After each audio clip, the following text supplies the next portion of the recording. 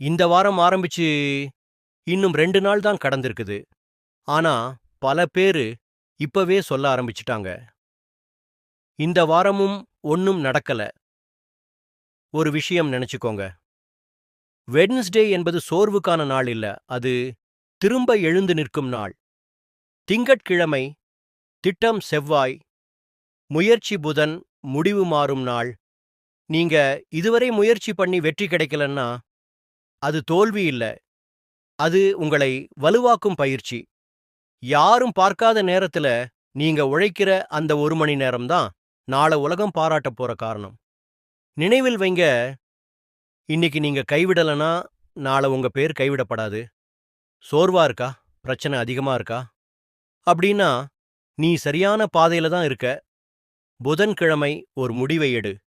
இந்த வாரம் நான் மாறுவேன். உழை, நம்பிக்கை வை, முடிவை மாற்று. உன்னால் முடியும். இது உன் வாரம். இது உன் நேரம்.